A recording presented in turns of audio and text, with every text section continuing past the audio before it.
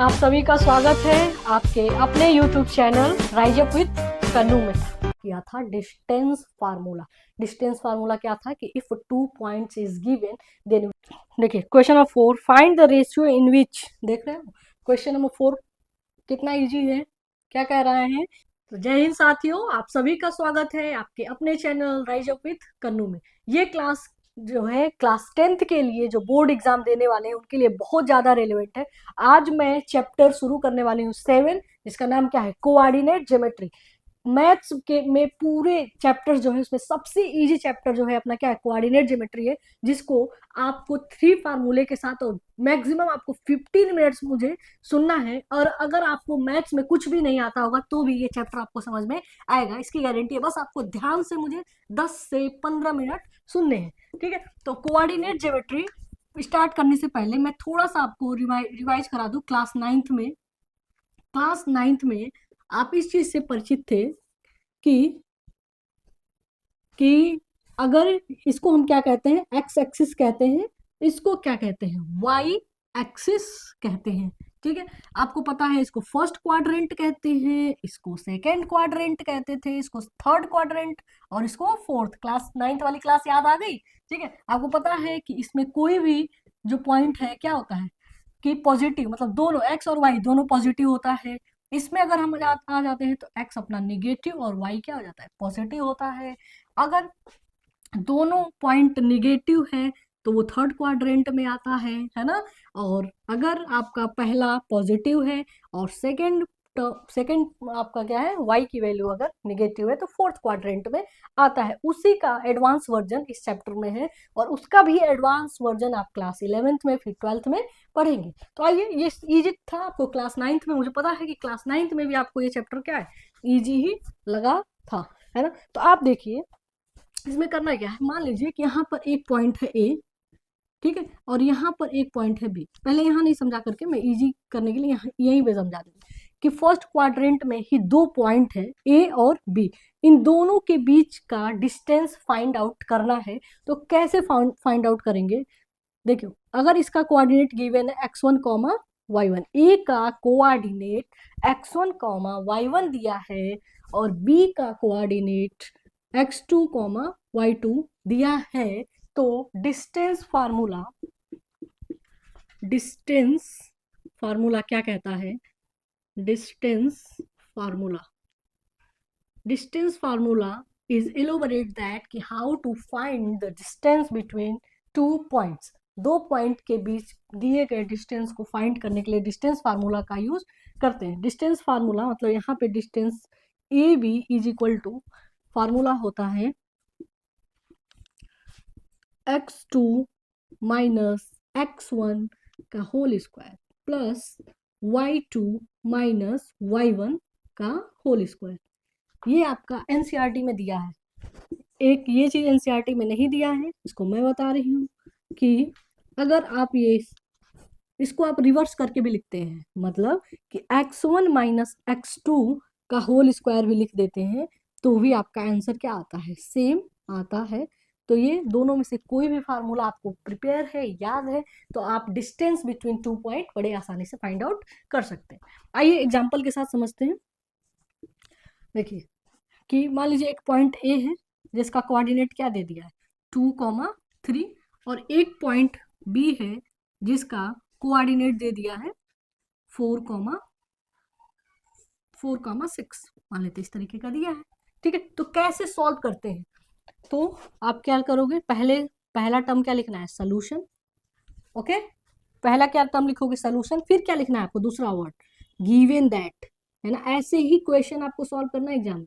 Given that x1 is equal to क्या दे दिया बाबू, x1 की वैल्यू क्या दे दिया है 2 और y1 की वैल्यू क्या दे दिया है 3, x2 की वैल्यू क्या दे दिया है, इसको x2 कहते हैं, x2 की वैल्यू क्या दे दिया है 4 और y2 की वैल्यू क्या दे दिया 6। कैसे, ये यही है ना बेटा, देखो ये a हो गया और ये अपना क्या हो गया b हो गया। इस a का ही कोऑर्डिनेट क्या दे दिया है 2,3, इस b का कोऑर्डिनेट क्या दे दिया है 4,6। तो देखो जो यहाँ पे x1 था, x1 की जगह पे क्या दे दिया है 2, बस देखो कंपेयर करना है, तुलना करना है। y1 की जगह पे क्या दे दिया है 3, x2 की जगह पर क्या दे दिया है 4, y2 की जगह पर क्या दे दिया है 6। अब मुझे ये भी पता है कि आप मिस्टेक कहाँ करते हैं। मिस्टेक आप ये करते हैं कि कभी कभी क्या होता है कि आप इसको x1 इसको x2 की जगह पे लिख देते हैं, तो x1 की जगह पे इसको, फिर इसको x2 की जगह पे। कभी इतना आप हर्ली बर्ली में रहते हैं एग्जाम हॉल में या ऐसे क्वेश्चन सॉल्व करते समय कि यहाँ पे आपको कंफ्यूजन होता है। तो ये आपको बिल्कुल मिस्टेक ये नहीं करना है।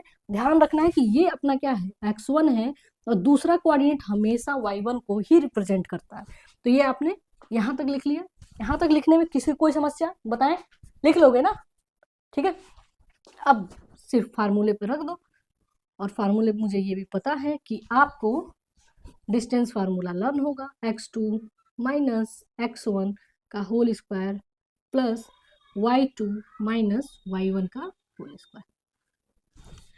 ठीक है,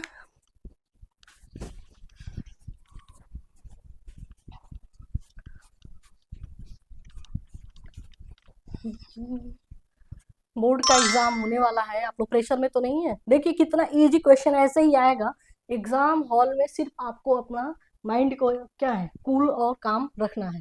ठीक है, हड़बड़ी नहीं करेंगे, आराम से पूरा टाइम रहता है। अगर क्वेश्चन सॉल्व करेंगे बिना डरे हुए तो क्या है आप बहुत अच्छा मार्क्स ला सकते हैं। ठीक है, बस कंडीशन ये है कि आपको ये मेरे चैनल पे सारे जो क्लास पढ़े हुए हैं मैथ्स का पेपर देने जाने से पहले एक बार सारा क्लास खोल करके आप क्या कर दें 2x पे उसको पहले स्पीड बढ़ा ले और फिर उसका रिवीजन कर ले। रिवीजन कर लोगे तो ट्रिक के साथ मैंने सारा क्लास उस पर समझाया है, तो आप अच्छा से करके आओगे। देखो यहाँ पर आ जाते हैं d इज इक्वल टू, देखो अब x2 के जगह पे क्या दे दिया है 4, तो यहाँ पे लिख लेंगे 4 माइनस x1 के जगह पर क्या है 2।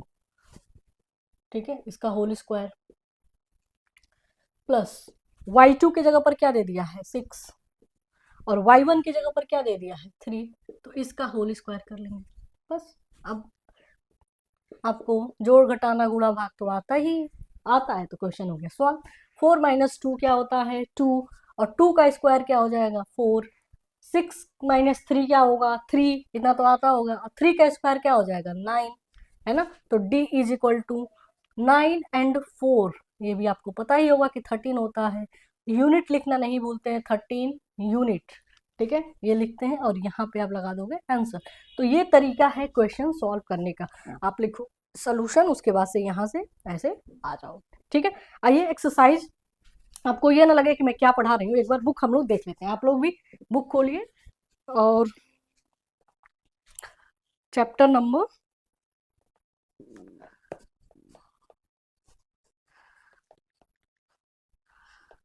बुक खोलिए आप लोग, चैप्टर नंबर 7 कोऑर्डिनेट ज्योमेट्री। ठीक है, इस पे आप आ जाइए डिस्टेंस फार्मूला। अब देख रहे हो 7.2 हेडिंग, देखिए जो लिखा है क्या डिस्टेंस फार्मूला, उस पे आप आ जाइए नीचे।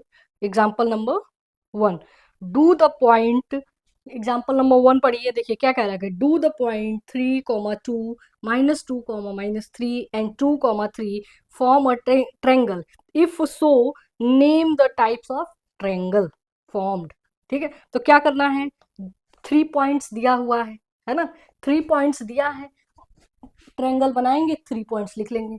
अगर ये ट्रेंगल फाइंड करेगा तो आपको ये पता होगा कि ट्रेंगल का कंडीशन क्या होता है कि sum of 2 sides is always greater than the third side. मतलब कोई भी 2 साइड्स को अगर हम ट्रेंगल में जोड़ देते हैं तो इसका सम तीसरे साइड से क्या होता है हमेशा बड़ा होता है। तो आप क्या करो कि ये इस लाइन का डिस्टेंस फाइंड करो, तीनों लाइन का डिस्टेंस फाइंड करो, कंपेयर करके देख लो। अगर ऐसा आता है तो क्या है कि ट्रेंगल है, अगर नहीं आता है तो ट्रेंगल नहीं है। अगर वैल्यू में क्या है 2 साइड्स का वैल्यू इक्वल आ गया तो ये क्या हो जाएगा, कौन सा ट्रेंगल हो जाएगा, आइसो स्केलन ट्रेंगल। तीनों साइड्स इक्वल हो गया तो आपका स्केलन ट्रेंगल हो गया। अगर कोई साइड्स इक्वल नहीं आ रहा है तो आपको पता है उसको हम क्या कहते हैं, बताइए जल्दी। अब ये आप लोग बताइए कि जब तीनों साइड्स इक्वल नहीं होता उस ट्रेंगल को क्या कहते हैं। नेक्स्ट पर आ जाइए, so that the points are the vertex of square. Example 2 देखिए कितना इजी है कि शो करना है कि ये क्या है वर्टेक्स ऑफ स्क्वायर है, तो वैल्यू क्या आना चाहिए सेम आना चाहिए। ये सब आप लोग कर लोगे, हलवा लग रहा होगा। 7.1 पे आ जाइए, find the distance between the following pairs. अब जल्दी बताइए आप लोग कर लोगे कि नहीं, कर लोगे ना ये क्वेश्चन, बोलो। हाँ, कमेंट बॉक्स में बताओ, कर लोगे ना? तो पहला क्वेश्चन मैं छोड़ रही हूँ, ये आप ऐसे ही कर लोगे, इसी तरीके से क्वेश्चन आएगा। अब हम लोग सेकंड पॉइंट आ जाते हैं। देखो ये आपका फुल फुल क्लास तो है नहीं, ये शॉर्ट तरीका है कि ये चैप्टर आपको 20 मिनट में कैसे तैयार हो जाए, है ना? तो आप ये एक्सरसाइज कर लोगे। डिस्टेंस फार्मूला अगर आपको पता है तो कोई भी घुमा फिरा के क्वेश्चन कैसे भी पूछेगा, आपको इसका यूज करके और कर लेना। नेक्स्ट पॉइंट पे हम लोग आते हैं, सेक्शनल फार्मूला। सेक्शनल फार्मूला क्या है, ठीक है? फिर भी अगर आपको कोई डाउट है तो आप मेरे इंस्टाग्राम पर, ठीक है, मेरा इंस्टाग्राम है राइज ऑफ विथ कन्नू से ही, तो उस इंस्टाग्राम पर आप मुझे डीएम कर सकते हैं। फिर वहाँ पे मैं आपको पर्सनली भी समझा सकती हूँ, वीडियो भेज सकती हूँ बना के, या फिर उस टॉपिक पे या उस क्वेश्चन पे वीडियो बना के अपलोड कर दूंगी, जिससे आप लोग देख सकते हैं, है ना? तो बस मकसद ये है कि आप लोग बोर्ड एग्जाम में अच्छा से अच्छा करें और एग्जाम से पहले कोई स्ट्रेस ना हो। तो आइए समझते हैं सेक्शनल फार्मूला क्या है।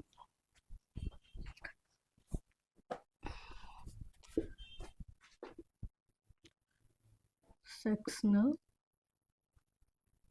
फार्मूला, सेक्शनल फार्मूला बहुत ही इजी है।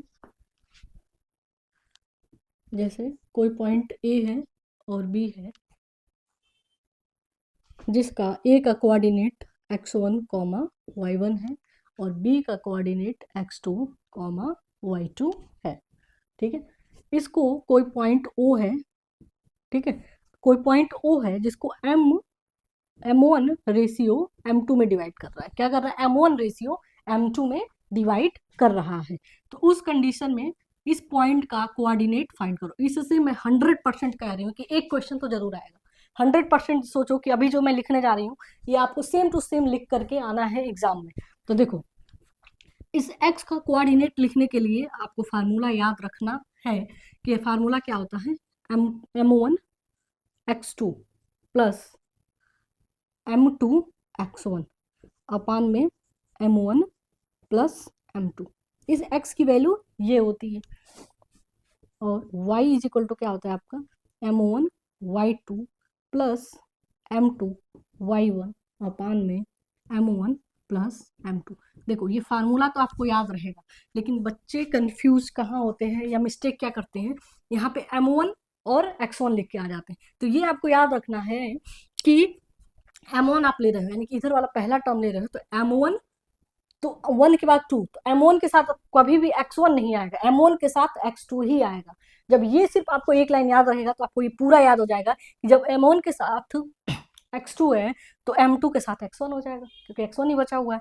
और यहाँ पर भी वही चीज आपको याद रखना है, ये आपको दिमाग में बैठा लेना है कि m1 के साथ कभी भी x1 नहीं लिखना है, m1 के साथ आपको क्या लिखना है, x2 लिखना है। तो यही आपका क्या है, सेक्शनल फार्मूला। इससे एक क्वेश्चन कैसे आता है, देखो इसमें दो तरीके से क्वेश्चन पूछेगा। एक तो सिंपल पूछ देता है कि पॉइंट गिवन है, तो आप इसका अगर वो 1:3 में डिवाइड हो रहा है, अगर लाइन 1:3 में डिवाइड हो रहा है या 2:3 में डिवाइड हो रहा है, ठीक है, तो m1 के जगह पे आपको क्या दे दिया 2, और m2 के जगह पर क्या दे दिया 3, और इसका भी कोई न्यूमेरिकल वैल्यू दिया रहता है, और ये आपसे पूछ लेता है फाइंड करने के लिए, ठीक है। दूसरा आपसे क्या कहता है कि ये भी वैल्यू दिया है, ये भी वैल्यू दिया है, ये भी वैल्यू दिया है, तो m1 और m2 मतलब पूछ देता है कि कोई पॉइंट है, दो पॉइंट है जो कि डिवाइड हो रहा है, और उस पॉइंट का कोऑर्डिनेट कुछ है, जैसे मान लीजिए 2,5 दे 2,4 दे दिया, यहाँ पर भी कोई वैल्यू दे दिया 4,7, यहाँ पर भी कोई वैल्यू दे दिया -6,0, ठीक है। अब पूछेगा कि अगर ये 2,4 पे डिवाइड हो रहा है तो m1 रेशियो m2 बताओ, यानी कि कभी कभी m1 m2 की वैल्यू पूछ लेता है ना। तो इसको हम सिर्फ देखो m1 m2 की वैल्यू पूछ रखेगा, तो यहाँ पर आपको m1 m2 का एक इक्वेशन मिलेगा, m1 और m2 में ये तो सब नंबर हो जाएंगे ना, और यहाँ पर भी एक इक्वेशन मिलेगा, और एडिशन सब्ट्रैक्शन करके आप लास्ट क्लास में सीखे हो कि कैसे सॉल्व करते हैं, तो m1 और m2 का वैल्यू फाइंड आउट कर लोगे, है ना। तो this is all about this exercise. Okay, समझ में आ गया होगा आपको। आइए हम लोग एक्सरसाइज पे आते हैं, या इसमें, हाँ इसमें एक m1 रेशियो m2, ठीक है, स्पेशल केस है, इसमें दो स्पेशल केस है, उसको हम लोग समझ लेते हैं। चलो एक स्पेशल केस यहाँ पे, दो स्पेशल केस इसमें आ सकते हैं, ठीक है। पहला क्या है कि ये लाइन जो है ध्यान से देखिएगा, अगर ये समझ में आ गया होगा तो ये क्या हलवा है उसके आगे। अगर ये पॉइंट ए है और ये बी है। देखो बस आपको 5 मिनट मुझे सुनना है, उसके बाद से ये समझ में आ जाएगा, फिर आप पूरा चैप्टर कर ले जाओगे, इसकी गारंटी है। सिर्फ आपको क्या ध्यान से सुनना है बाबू। देखना ए इज इक्वल टू क्या कह रहा है, x1 कॉमा y1 इसका कोऑर्डिनेट है, और b का कोऑर्डिनेट क्या है, x2 कॉमा y2 है। यहाँ पे o जो है पॉइंट, इसका कोऑर्डिनेट x कॉमा y है, और ये पॉइंट जो है ना इसको k रेशियो 1 में डिवाइड कर रहा है। किसमें, इसमें क्या कर रहा था, m1 रेशियो, सेक्शनल फार्मूला में डिवाइड किसमें हो रहा था, m1 रेशियो m2 में, और इसमें क्या है k रेशियो 1 में डिवाइड हो रहा है। तो यहाँ पर k हो गया और यहाँ पर क्या हो गया, 1 हो गया। तो अब बताओ कि इसकी वैल्यू क्या होगी, x और y की वैल्यू पूछेगा तो आप यहाँ पे क्या करोगे, सिंपल सा x इज इक्वल टू, जहाँ पर भी m2 है वहाँ पर आपको 1 रख देना है, जहाँ पर x1 है m1 है वहाँ पे k रख देना है। तो रखिए फार्मूले में m1 यानी कि आपका क्या हो जाएगा, x2 प्लस k x1 हो जाएगा कि नहीं, ध्यान देना।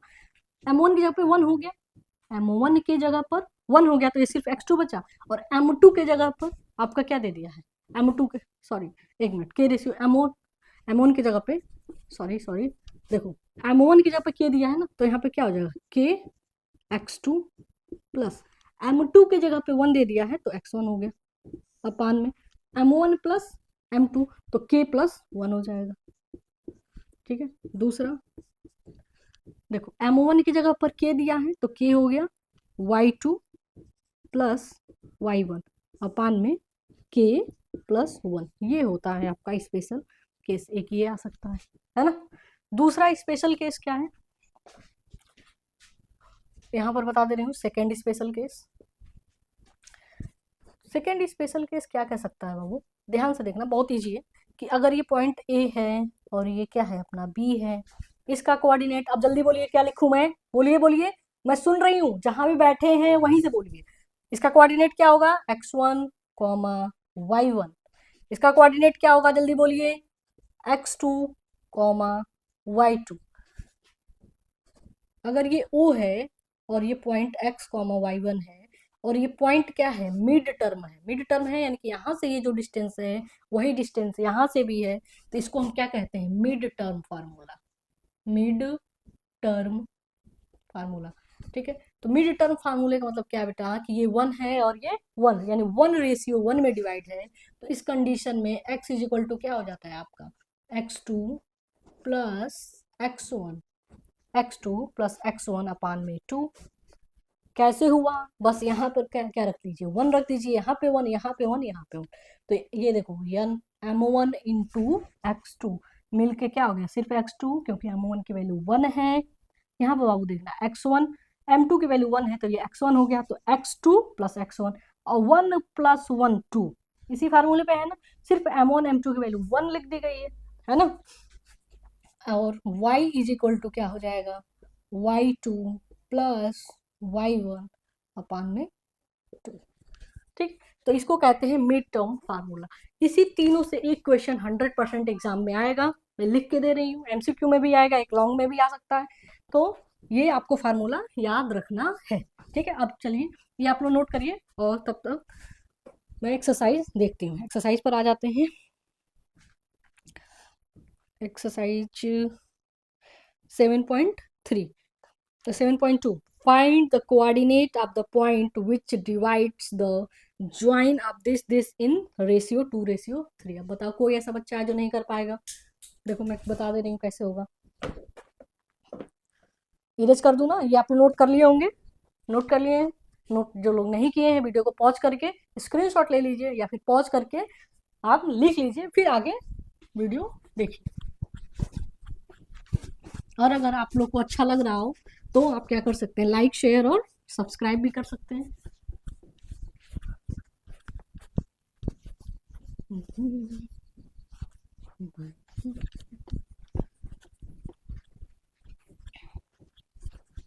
चलिए एक्सरसाइज के कुछ क्वेश्चंस देख ले रहे हैं। 7.2 पर आ जाइए, 7.2 एक्सरसाइज 7.2। देखो क्वेश्चन ऑफ फर्स्ट क्या कह रहा है, देखो कोई भी क्वेश्चन आपको सॉल्व करना है ना, तो सबसे पहले आपको क्या है, जो भी दिया हुआ है उसको आप लिख लीजिए। ठीक है, मतलब जो आपको उसमें से समझ में आ रहा है कि क्या क्या लिख लेना चाहिए आप लिख लोगे। क्वेश्चन पढ़ो, उसमें से जो भी आप पेन कॉपी पे लिख सकते हो, उसको तुरंत नोट डाउन करना चाहिए। देखो क्या करेंगे, find the coordinate of the point which divide the join this and this, यानी कि दो पॉइंट ज्वाइन है, तो ए इज इक्वल टू, ए का कोऑर्डिनेट क्या दिया -1,7, और बी का कोऑर्डिनेट क्या दे दिया है 4, -3। क्या कह रहा है कि इन रेशियो, ये जो है रेशियो ओ 2:3 में है, 2:3 में है। क्या पूछ रहा है कि find the coordinate of the point, ठीक है, find the coordinate of the point which divides, तो ये इस पॉइंट का कोऑर्डिनेट आपको फाइंड आउट करना। बताओ क्या लिखोगे, सोल्यूशन कैसे लिखते हैं, सोल्यूशन, और सोल्यूशन में ही ये डायग्राम आपको सोल्यूशन में ही बनाना चाहिए, है ना। तो सबसे उसके बाद से क्या लिखोगे, गिवन दैट, क्या गिवन है x1, ये लिखना। देखिए बहुत बच्चे क्या करते हैं, डायरेक्ट क्वेश्चन सॉल्व करना शुरू करते हैं, डायरेक्ट सॉल्व करते हैं तो x1 x2 y1 y2 में ही कंफ्यूज हो जाते हैं, और क्या होता है जल्दीबाजी के चक्कर में सावधानी हटी दुर्घटना घटी हो जाता है। तो ये लिखना बहुत जरूरी है, लिख रही है जरूर कि x1 इज इक्वल टू क्या है -1 और y1 इज इक्वल टू 7। इस पर आ जाइए, x2 इज इक्वल टू 4 और y2 इज इक्वल टू -3, ठीक है। m1 is equal to 2, m2 is equal to 3। अब आपको फार्मूला पता है, वी नो दैट